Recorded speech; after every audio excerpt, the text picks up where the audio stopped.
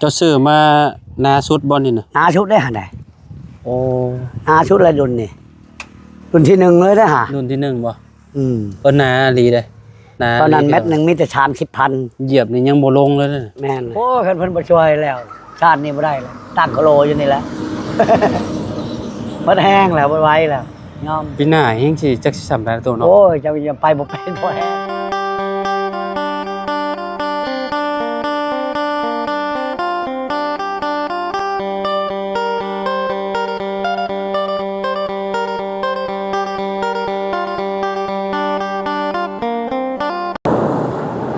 เอาเปิดภาพมาก็อยู่ทางนี้เด้อพี่น้องเอ้ยเนาะอยู่ทางบ้านน้องแต่งจริงพี่น้องเอ้ยเนาะทางประตูก็กำลังถมเอาท่อมาถมมานี่อยู่พี่น้องเนาะถมทางเข้าเพื่อนสบายดีเด้อพ่อเด้อโอ้ยอะไรนี่เอ็ดเมียนเปิดทางนี่เอาท่อมาใส่ไม้เอาขออนุญาตนิดนึงด้วยเฮ็ดแต่เช้าพุ่นบ่แม่นเมื่อยแล้วพักผ่อนโดยเอาจะบ่ได้ไปเฮ็ดเวียกบ่ได้มีแต่ไปซื้อไก่ขายนั่นแหละซื้อไก่เจ้าแล้วเจ้าบ่ได้ไปขายบ่แล้วไปสิไปบ่ได้ว่าเพิ่นช้างมันมาเบิ่งเสียดเฮือนนะช้างมาเบิ่งเฮือนเจ้าช้างเวียดเจ้าช้างใหม่สิช้างเก่าบ่มีเจ้าไฟฟ้าให้ไปเช่าไฟฟ้าก็เลยสร้างเวียดมาเสียเงินค่าเช่าอีกแล้วสร้างเวียดเท่าไรสร้างเวียด19 ล้านไปเฮ็ดหมดเลย19 ล้านแม่น19 ล้านก็เจ้าเฮ็ดให้เบิดเลยแม่นอันถึงมุงพร้อมเหรอวะถึงมุงพร้อมนะเขาบอกมีจังสี19 ล้านเลยได้ก็คือก็เจ้าก่อให้แล้วก็มุงบ่มีแต่ทางเชิงซื่ออ๋อเฮ็ดมุงไว้ให้ซื่อๆแม่นแต่ว่าบ่ได้ก่อโอ้นี่ถือได้กันว่าจ้างช่างลาวเฮาไปเช่าจักรไฟฟ้านี่เพมาเสียค่าจักรเขาอีกยากเขาไปเช่ายากเองบัดนี้อันนี้ของกระเจ้าเองของกระเจ้าหมดอันยังก็เรื่องที่รวมเบิดเลยอยู่ในหั่นเลย19 ล้านเฮ็ดหลังคาให้เนาะเว้าง่ายๆพี่น้องเอ้ยเรื่องกินเรื่องอยู่นี่ของเขาเองบ่ต้องยุ่งเลยบ่ต้อง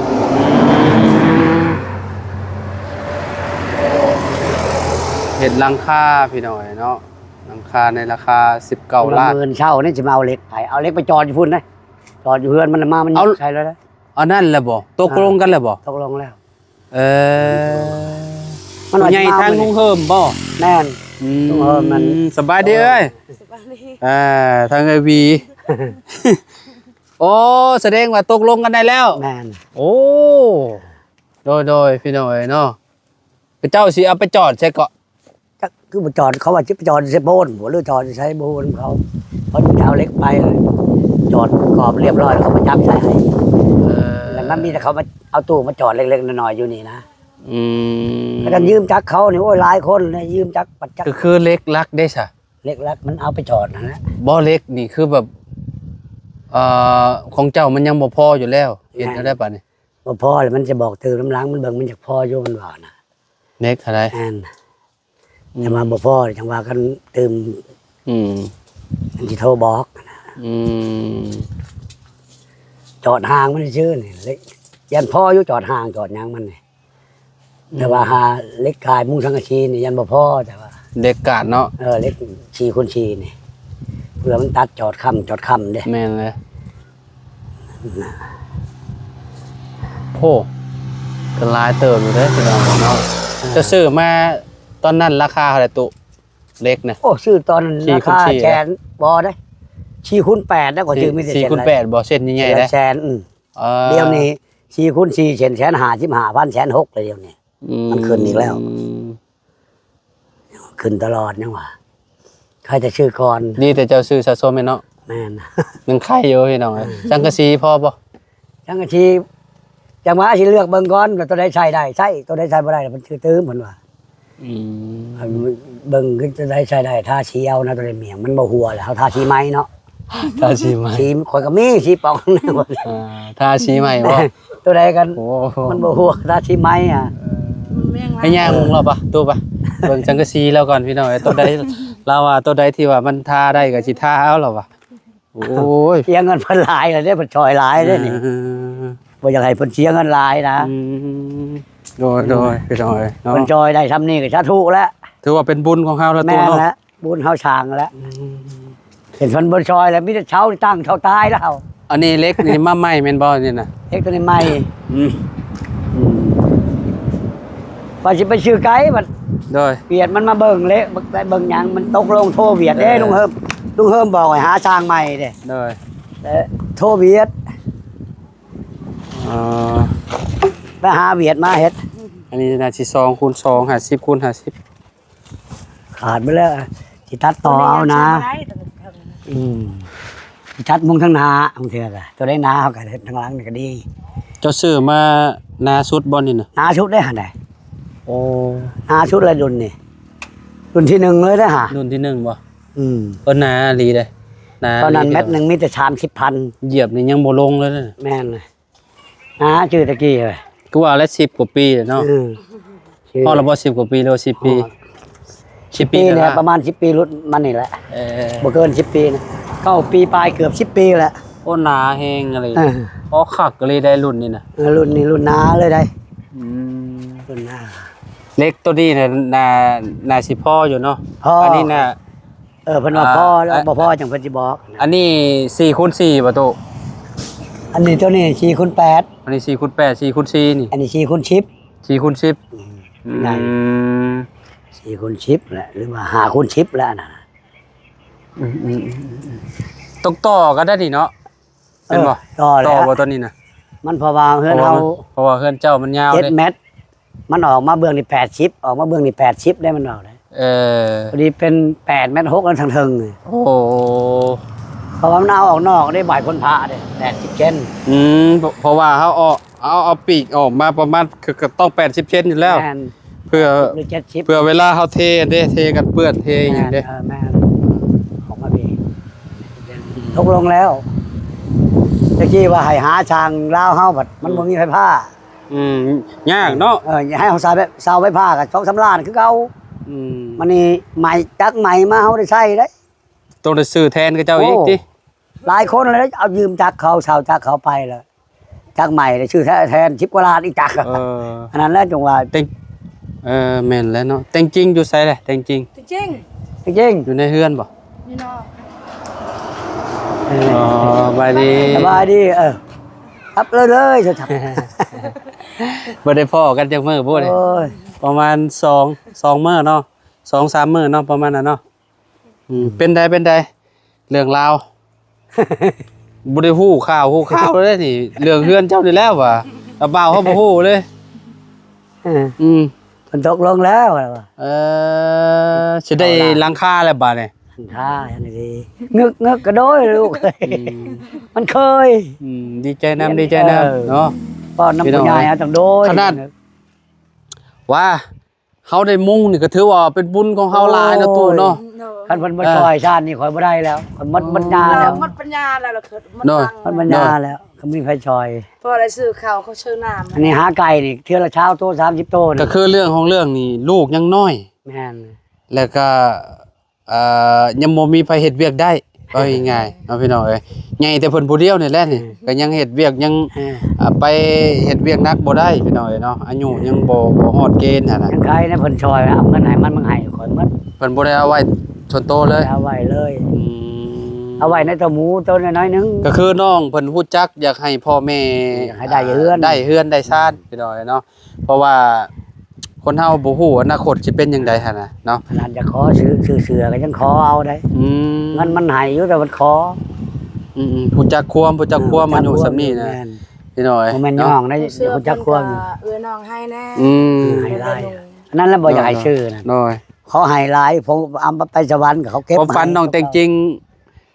ใกล้เป็นจริงเลยพี่น้อยเนาะได้มุงหลังคาเฮือนให้พ่อเด้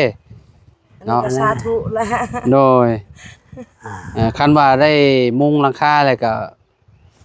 สมมุติว่าเฮามีเงินก็ก่อเนาะตู้จักห้องหนึงเนาะ พอได้อยู่เนาะ นั่นแหละ เวลาฝนตกผ่าลงจังบ่ย่าน บ่ช่อง ย่าน ออกไป เหี่ยว จังซี่ เขาอยู่ นี่ เนาะตู้เนาะ กอช่องห้องยาว สอ ไป งห้องยาวไปแบบนี้เนาะ แม่น พอเฮาได้อยู่ เจ้ามื้อนั้นเขาเบิ่งเจ้าว่ากอช่องห้องแบบนี้มันสิกอได้ทั้งออกทั้งหลังอยู่ใช่เจ้าบ่จัก แบบว่าก่อ สมมุติว่าก่อปุ๊บ อ่า ห้องอีนางกับห้ ต้ อ อง ง พ่อแม่นี่ห้องอีนางจริงๆนี่เบื้องนั่น อืม เบื้องนี่ป้าลวงเลยนะคันมีเงินนะ อืม เฮ้ยเด็ก ไหน น้อย มี2ห้องนะว่าง่ายๆก่อนคือแบบให้มีห้องนอนแต่งจริงห้องหนึงห้องสมเจ้ากับเมียห้องหนึง มัน อนาคตผู้ชายบ่ฮู้และอยู่ทางพี่เพิ่น แม่น สิเอาเมียมาอยู่เฮือน แม่น เอ้า ผู้ชายเอา บ่ เมีย คือ มาอยู่ บ่คืออยู่ลาวเฮาเนาะ หมอเราเฮากับบางคนก็เอาเมียมาอยู่เฮือนคือกัน เอ้าแบบว่าเพิ่นอันนั้นเด้ สมมุติว่าเราทั้ง แต่ว่าเคยชูก็บ่มีเงินเป็นเคยชูเนาะ นะ แม่นคือลูกเขาไปเป็นเคยชู เคยสู้แล้ว คือเฮาก็เป็นเคยสู้คือกัน แม่น แต่ว่าเฮาเฮ็ดแล้วเฮือนเฮาอยู่บ่ได้อยู่นำพ่อเฒ่าแม่เฒ่าเนาะ สบายเนาะ สบายแล้ว มีเงินสบายเลย บ่ค่อย แล้วยังว่า เฮาก็บ่ได้มีดอกเฮาก็ได้ไปสู่ชีวิตอยู่ไทยได้ตู้เอ้ย แม่น หลายปีได้เฮาไปอยู่ไทยเนี่ย ก่อนเฮาสิมาเป็นยูทูบเบอร์เฮาเฮ็ดเวียกอยู่ไทยประมาณ10กว่าปีผู้ใด โอ้ ได้ แล้วก็ ได้ เฮาก็มาเฮ็ด YouTube บัดนี้เฮาแรกๆเฮาเฮ็ดน่ะเฮาบ่ได้จริงจังกับเพิ่นดอกก็คือเฮาเฮ็ดอาชีพเสริม น่า แล้วก็งานเฮามีงานประจำอยู่แล้วหั่นนะเฮาก็เฮ็ดงานประจำแน่แล้วก็ว่างๆเนี่ยเฮาก็มาถ่าย YouTube เนาะยามแรงๆเฮาก็มาถ่ายกับหมู่กับคู่เฮาและบัดนี้พ่อเฒ่าบ่แม่นพ่อเฒ่าแม่เฒ่าใหญ่ทางเมียเฮาเพิ่นบ่สบายบัดก็เลยกลับมาบ้านเพิ่นเสียเพิ่นหยังหั่นนะแล้วก็พากันรวมกันปรึกษากันโดนคิดว่ายัน YouTube นี่ไปบ่รอดหั่นนะว่าสิตัดสินใจอยู่บ้านว่าสิเฮ็ด YouTube แบบจริงๆจังๆหั่นนะสุดท้ายมันก็ตัดสินใจเลยแหละตัวอยู่บ้านเพราะว่าเมียเฮาก็เฮ็ด YouTube เฮาก็เฮ็ดหั่นนะเดือนหนึงเฮาก็ได้อยู่ประมาณตอนนั้นรวมๆกันก็ประมาณ10,000นี่แหละ2คน2ผัวเมียน่ะ ก็ได้อยู่เนาะ หลักหมื่นบาทเพิ่นก็ช่วยเหลืออีหลีเนาะ ก็เงินจากนี่แหละจากเจ้านาย YouTube นี่แหละเพิ่นเป็นคนจ่ายเพิ่นเป็นคนจ่ายให้เพราะว่าตอนนั้นเฮือนเฮาก็ได้แต่โบกกับใส่เพดานเท่านั้นเฮายังบ่ได้มีหยังในตู้เฮาก็ยังบ่ได้แล้วได้เฮาหักตัดสินใจอยู่บ้านเฮ็ด YouTube หั่นน่ะเฮือนครัวอิหยังก็บ่ได้มีสักอย่างเลยได้พี่น้องตอนนั้นโอ้คิดว่าพ่อเฒ่าแม่เฒ่าบอกว่าโอ้ยสิรอดอยู่บ่เฮือนสิแล้วอยู่บ่ว่ะเนาะเพิ่นจนบอกแบบนี้ เมื่อยล่ะค่อยก็ไปฆ่ากัน ตอนนั้นเฮาก็เมื่อยคือกันเฮาเฮ็ดเวียกอยู่ไทยแบบ ค่อยเฒ่าโอ้ยเมื่อยล่ะ ดีแต่เฮายังบ่เฒ่าหั่นน่ะถ้าเฮาเฒ่า แห้งเลยเดียวนี่ คือเจ้านี่โอ้เฮาก็บ่รอดดอก ขี้ข้านเลยไปครับเมื่อยล่ะ แม่นแล้วหนูหลายแล้วเนาะแต่จริงเนาะแต่จริง ได้ไกล พี่มาเจอใกล้ๆพ่อพี่ ได้ไกลมีแต่เช้าโตกับกำไรล้านหนึงกับค่ารถหมด500,000แล้วเหลือ500,000ที่เขากินเท่านั้น ลูกสาวสิเฮ็ดแทนได้บ่ในอนาคตไหวบ่ล่ะ สิชงให้มันเฮียนนั่นแหละป่ะ แต่อยากให้ลูกสาว อยาก เรียน ให้ลูกสาวเฮียนก่อน จบห้องใดตุ จังว่าความพันมันนักเรียนทำอะไรก็ ฮอดไส มีความสามารถก็ เจ็ด ส่งเสริมกันมันมีความสามารถก็ยอมแล้ว 7 เออมันมีความสามารถส่งต่อมันมีความสามารถก็ยอมคือกันฮอดได้ก็พออ่านได้เขียนออกก็พอแล้วว่ะ ตอนนี้ก็อ่านได้เบิดเด้ภาษาไทยภาษาลาว ได้ก็ คื ยั อง แบบ บ่แข็งนะของประหาร ก็ดีกว่าบ่ได้เรียนได้ แม่น เพราะว่าบางคนน่ะอยู่แถวนี้น่ะบางคนน่ะอ่านหนังสือแทบ ๆ สิ ตะ บ่ กี้ ได้ แห ตัว ละธรรมดามันโอ้โหหม้อแล้วตะกี้ไปเฮียนอยู่ชายแดนไหนไปเฮียนอยู่ชายแดนแล้วบ่ได้ไปหาเงินครับไปส่งเที่ยวส่งแต่ลูกโอ้บ่รอดตัดสินใจให้มาเฮียนอยู่นี่มีหน้าบ่าวหน้าสาวมันส่งบัดนี้แล้วคนจังได้ไปฆ่าได้ก็จะแล้วโอ้ยจนมันเงินจังฮู้จักไปฆ่าจัง จ ว่า ริงๆอ่ะแม่นความพ่อน้องเต็งจริงว่า น้องเต็งจริงสิเข้าม1ม2น่ะได้สำเนียงน้องจริงเนาะประมาณ เฮียนพร้อมใหญ่แล้วจังเฮียนหนังสือของปานหนึงจำถ่าน้องใหญ่ทำกันน้อง ก็ดีคือกัน ไปเฮียนพร้อมกันน่ะ รู้จักความแล้วไปเรียนมันก็สิง่ายอยู่ จนอายุมัน7 ปียังเข้าปานหนึง7-8 ปี เอ้ยหัวสิเพียงก็พอแล้วเด้ บัดอินบักน้อยๆน่ะพัด6 ปี5 ปีไปเรียนนำกันน่ะจงไปเรียนนำกันบ่ชงเขาให้ไปเรียนเนาะ โดยใครแน่พี่น้อง เขาบ่ เนาะ ได้เก็บเงินเก็บคำหยังได้เรียนกะ อืม เคยได้โรงเรียนลาวเขาส่งเสริม ใครดอกอยู่บ้านเฮามันคะแนนบ่เข้าฮอดอันนั้นมันก็สิบ่อันนั้นปานใดดอกมันก็สิเปลืองน้ำมันหั่นแหละเนาะ แม่น สมมุติว่าสมเจ้าน้องเลี้ยงสิเข้าบ่ล่ะเข้าฮอดมคือมเจ็ดคือกันบ่ เขาห้องมันนี่อยู่ บ่เพิ่นก็สิจบคือกันกับเจ้าบ่ก็ไปนำกันแหละขี่รถจักรไปนำกันเนาะสมมุติว่าใจดีบ่ฮู้ว่าเราสิเรียนต่อหรือว่าจังไดบ่ฮู้นำลาวดอกใจดีนี่เราเว้าว่าเราบ่อยากไปต่อเราอ่ะ ไม่ขี้ขาดเนาะ ก็คือแบบเราอ่านบ่ได้เด้เนาะ อืม เนาะ ใครๆก็อ่านบ่ได้คือของมันอ่านได้เพราะว่าเฮามันน่ะท่านอ่าน แท้บ่เจ้าว่าเราสิอ่านออกแท้บ่ บ่ฮู้ อืม เฮียนกับ เพราะว่าตอนนี้เรายังเรียนยังบ่แข็งเลยอ่านภาษาลาว ไป บ่ได้ มืออยากอยู่เฮียนหนังสือกะ อืม หน้าก่อนจะ บ่ บ่ ได้ เป็น ไปเป็นมือเลย อันนี้ก็พักได้นี่ ผู้ไปอบรม จำหน้า สวรรค์ เออ 5มื้อพุ่น พักหามือ อา พุ่น ทิตย์เลย อืม บอกครูจะบ่เว้าดอกเด็กน้อยนี่บางคนก็ขี้ขาดแล้วก็อยู่เขาอยู่พวกว่าให้ บ่ ใครก็อยู่ บ่สมมุติว่า ท่านบ่เจ็บ สมมุติว่าบ่ได้เรียนลายมือเนี่ยเด็กคิดง้อได้ไปโรงเรียนเนาะ แม่ขี้ขาดเลยเนาะ แม่นแล้วโต แม่นเลย เอาอะผู้หนึงแหละไป พัก ตอนเรียนเนี่ยวันจันทร์นี่คือ โอ้ย อยากหยุดตัวใดตัวเอ้ย พักวันนึงเลยจะขี้ขาดแล้วบัดนี้ คือเราแล้วไปหาจอเกไก่จะอยู่จะฟังมันนั่น เอ กัน อ เริ่มกิน เมื่อยแล้วได้ เมื่อยแล้ว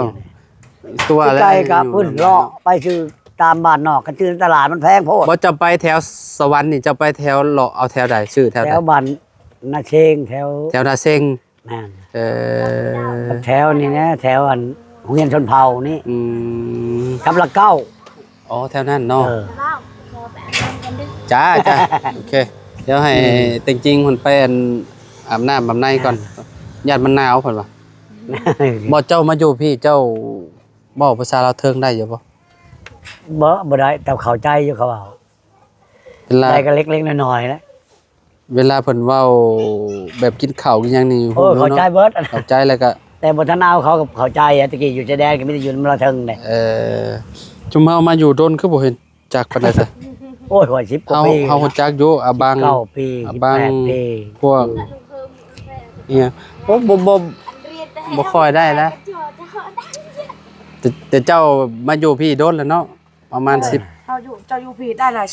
18 ปีป่ะ ได้ 89ปี 8ปีแล้ว เออ ได้นะครับ มีบ่บางคำบ่เวลาเมียอันอยากให้แล้วเมียเว้าใส่มีบ่ ก็บ่มีมีก็ค่อยเข้าใจได้ เราเข้าใจเลยเข้าไปช้าแล้วค่อยเข้าใจหมด อืม แต่ว่าข่อยเว่ามันแข็งนะเว่า แต่เวลาเฮาอยากเว้าแล้วแบบอันนั้นนี่อันภาษาเพิ่นนี่แบบ เขาอยากแข็งเนาะ เฮาเว้าบ่อยากอั เขา น เว่า เป็น มัน ปานใด แข็งปากเขานี่แหละคันเขาเว่าเข้าใจหมดเขาเว่า อืม วันนั้นก็เข้าใจของข่อยเคยจ้างคนเราเทิงตะกี้มาชื่อทองชื่อโยมเด้ อืม ตะกี้ได้เงินอยู่น้ำเกี่ยวเมียเก่าตายเด้ อืม หมดเขาให้ข้าวหัวกับบหลาย โดยพี่น้อยเนาะสังกะสีก็เนาะต้องตัดออกตัวใดเป็นเมี่ยงเนาะเป็นจะได้เมียนคันบ่ชอดเลยสิพัดชาชีใหม่ โอ้โห อย่างมันก็ เอ๊ะนี่ตู้นี่ มันสิเจ้าต้องซื้อสเปรย์มาพ่นตู้เจ้าคัดออกแล้วเจ้าซื้อสเปรย์มาพ่นตัวใดที่ว่ามันสนิมมัน แต่นั้นตัวใดบ่ชอด ตัวนี้มันยังดีอยู่นี่ ตัวใดดี มันบ่ได้อันนั้นปานใด ตัวนี้หลังมันตัวนี้บ่ได้ใช่เลยตัวนี้นะเพราะว่าตะกี้ว่าสิเฮ็ดแบบนี้นี่ตะกี้ว่าสิมุ่งแบบนี้แหละตัวนี้ตัวลบมันชื่อนี่น่ะ อันนี้ตัวลบบอลนี่น่ะ ตัวน้อยลบมันชื่อน้อยๆเด้มัน อ๋อบัดนี้สิเฮ็ดโมเดิร์นเด้อเนาะ แบบนี้ธรรม มา ดา ได้มาดันก็ไม่ได้มาดันเวียดบ่ แบบโมเดิร์นธรรมดานะโมเดิร์นแหละแต่ว่าธรรมดาบ่โคมกันนะ เพราะว่าเช้ามันบ่ถือเช้ามันเสมอกันเขาเฮ็ดเขาบ่ยับมาทางนี้เฮ็ดว่าแปลงบ่ได้แปลงมันหลาย คือยาแล้วแบบใดก็เอาแล้ว โอ้ยคะแนนได้มุงนะ คะแนนได้มุง คะแนน เนาะ ได้อยู่พ่อ คะแนนได้อยู่ แต่แนวนี้ยังอยู่มา10กว่าปีแล้ว บรรปลายชีวิตอยู่ แม่นแหละ แบบใดก็อยู่ขนาดว่าอยู่อันนี้มาบักโดนๆเรายังอยู่เราว่ะพี่น้อยเนาะ อันนี้ปลูกได้จักปีแล้วก็ โอ้10 ปีแล้วนี่ 10 ปีได้สำคัญกับอันนี้แล้วเนาะ แต่เพื่อนเก่ากับบอลนี่แห้งกว่านี่อยู่บ่ได้ มันหัว เทือนเก่าตะกี้ซ้ำได้ซ้ำนั่นหรือว่าใหญ่กว่าหั่นบ่ซ้ำนั้นบ่ กว่าแล้วแต่ ใหญ่กว่านั้นนึง มาก มางมาเฮ็ดอันนี้แหล้ว อืม ใหญ่กว่านี้ อืม กระเฮือนตั้มแบบ แต่ นี้ เก็บแป้นเฉดนี่แหละมาตอกเก็บเป็นเฉดมาตอกขอเขามาตอก อ๋อที่ว่าแผ่นใหญ่ๆนี่เก็บบ่ตู้ ชื่อเอา ซื้อบ่ ชื่อน้ำเขาแผ่นหนึง คือเจ้าคือปาดใหญ่ลีล้อนี่เนาะ แผ่นอันนั้นนะ อืม เขาชื่อมาเฮ็ดทานนะแล้วเขาขอชื่อน้ำเขา อันนี้ก็แม่นบ่ แม่น อ๋อปกหนาๆหนึ่งพี่น้อง เขาชื่อมาเฮ็ดทาน แผ่ น่ะตัวน้อยๆเพื่อนเก่าตัดใช้มันแตก อืม ตัวน้อยๆ แล้วตัวเทิงอ่ะ เออ เออ ตัดใช้ เมินบ่เขามาลงเมินอ่ะ นุ่งจนห้างอยู่ในเฮือน แม่นบ่ พูดอันเป็นกูมัน เมินเนาะ มื่นเขาเมาเล็กไปเฮ็ดโอ้คันเพิ่นบ่ช่วยแล้ว ชาตินี้บ่ได้แล้วตั้งโคโลอยู่นี่แหละ มันแห้งแล้วบ่ไหวแล้วยอม ปีหน้าเฮงสิจักสิสำได้ตัวเนาะ โอ้ยเจ้าอย่าไปบ่เป็นบ่แห้ง บ่เมินนั่นเฮามาเห็นเจ้า อยู่ในหันเจ้ากวดอันนั้น กวดอันนั่นเฮาว่าเจ้ายังหนุ่มอยู่ได้เฮาแนมใกล้ๆมานี่พ่อน้องจริงๆบ่นั่นว่า ปัดพอมาเบิ่งใกล้ๆปัดอ๋อเราว่าเจ้าน่ะประมาณเกือบ70แล้วอ่ะ เขาไปเขาไล่บ่เป็นเขาบ่ฮู้จักเขาทวงเอาซื่อๆอายุแท้62 อืมโอ้62ก็ เกิด1964 หลายเลยได้ตัวเอ้ย 1964 สูสีกับ ปีมะ พ่อ โรง เฮา65เนี่ยประมาณนี้แหละ65 66นี่บ่จักเท่ากับเจ้าอีกพ่อเขานะเราก็เป็นคนแบบบ่อยู่ซื่อๆเด้ เมื่อยอยู่ เพราะว่า ซื่อๆ คนรุ่นตะกี้น่ะ อ่า คือแบบอยู่เฮือนนี่คือแบบนานค่ำ แม่นเฮ็ด ต้องเฮ็ดนั่นเฮ็ดนี่ นั่นแหละจังหวะบางทีเก็บพื้นมาพัน ก็คือแบบ มาพันนี่แหละ เราน่ะสิคุกคีแต่อยู่กับมันเรา แม่น พอเราเฮ็ดมัน ใครแด้ เราป เนาะ ลูกมันแหละแล้วก็ไปเฮ็ดกล้วยตูนแล้วแหละเฮ็ด อ่า เฮ็ดไปพี่น้องเอ้ยเนาะยอมรับอยู่ว่าแบบคนรุ่นตะกี้แบบก็เจ้าอ่า เฮ็ด แบบเฮ็ดเวียกอะลีหั่นน่ะแบบว่าบ่ขี้ข้านนะพี่น้องเนาะ ก็ชีวานั่นแหละเฮ็ดไว้เขากระเทินเขาให้ทอละล่า อืม ทอตลาดไผใหม่ของเวียดมันให้ ทำไมแสดงตะกี้ยังไง อืม ให้แต่ขุดมาใจนี้ อืม ไปชื่อโอ้บ่ไหว้ทอถึง3-4แสนอะไรไป ชื่อ เถ ต่อ อะ ชื่อจีดีกว่าชื่อ เด้อ อันนี้ก็ไปเก็บมานี่จ้างเขาก็เทื่อ2แสน3แสนมันได้เอามานี่กัน อืม คือยังอยู่กับคนเนาะ ยังสีทอพอดีเฮ็ดทางนั้นนะกัน โดย ให้สมมุติว่ามีเงินเฮ็ดทางนั้นแล้วก็มีเงินชื่อดินชอกดินชายเขาเข้ามาสบายทอ อ่า ถอกทั้งนอกหน้าได้ถอกทั้งนอก เพื่อจิขุดขนเขาบ่แห้ง แม่นแล้ว เฮ็ดให้เขาถอยเขามาสบายเลยนะแต่ว่ายังหารถมาอยู่รถลึงเคยมันแก่ใหม่ละล่าบางเถื่อกอะหมู่มันก็เบาเงิน เข้ามุมนั้นเนาะตัวเนาะ คนบางเถื่อบางอีกตัวนี้เบียดอยู่วันบันดงมันก็เอามามือได้ว่างมากขอจะแก่เมื่อให้เบาเงินดอกมันว่า แต่ว่ามือมันว่างมันทำบ่อยู่ โดย มือมันไปแสดงโทรข่อยบ่อยู่เอาไปสวรรค์ เอาก็ดีดีอกดีใจนำครอบครัวน้องแต่งจริงพี่น้องแล้วเพิ่นได้นี่แหละหลังคาพี่น้องเอ้ยเนาะพอตู่เราว่าโอ้ยคันว่าตัวเองนี่คือสิบ่ไหวแล้ว ยอม ชาตินี้คือสิบ่ได้มุงให้ลูกให้เต้าอยู่ดอกว่าซั่นเนาะก็นี่แหละเป็นบุญพ่วงมากับ แม่ ผู้ใหญ่พี่น้องเอ้ยเนาะผู้ใหญ่ใจ จะ บุญ ดูแล้วเพิ่นเห็นเพิ่นดิบต้นเพิ่นช่วยสาธุ น้องๆเพิ่นนี่แหละพี่น้องเอ้ยเนาะมีหยังอยากฝากบอกเพิ่นบ่ตุฝากบอกผู้ใหญ่ใจบุญ มีแต่ว่าขอบใจนะ โดย ขอบใจผู้ใหญ่ใจบุญนะที่ช่วยเหลือคันบ่มีผู้ใหญ่ใจบุญคือสิบ่ได้ละหลังคา อ่า ถ้าถูกขอบใจละลายอยู่ดีมีแห้งมันยืนอายุช่วยคนไปตลอด อืม นะ โดยเนาะทางเอื้อยเด้มีหยังจะฝากบอกเพิ่นอยู่บ่ ใจผู้ใหญ่จะดีจะช่วยลูกหลานในอยู่อุ่นให้ มีหลังคา แห้งๆถึงเจ็บจะได้ความขายยามีพัฒนาชิ้นใดให้ได้ชิ้นนั้นให้เบียกงานการลาให้ได้เด้อสาธุ ให้นางหน่อยจะเข้าน้ำมูกนางห ลู น่ ก อย สาวพี่น้องเอ้ย ชาวลาแล้ว เอ้ยเนาะเอาซะเฮาไปป้าเลยเด้อตัวเด้อ ครับ โดยดีมุกดีใจนํเนาะเอาสบายดีเด้อเอ้ยเด้อ สวัสดี โดยโอเคพี่น้องเอ้ยเนาะเฮือนน้องจริงๆมันก็โอ้ยพี่น้องเอ้ยเนาะสุดท้ายก็มีวันนี้พี่น้องเอ้ยเนาะได้เฮ็ด โครงหลังขอกหลังคาพี่น้อยเนาะ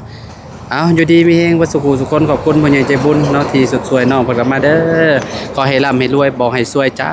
เถื่อเนาะเอาสำหรับคลิปนี้ไปแล้วพบกันใหม่สบายดีพี่น้อง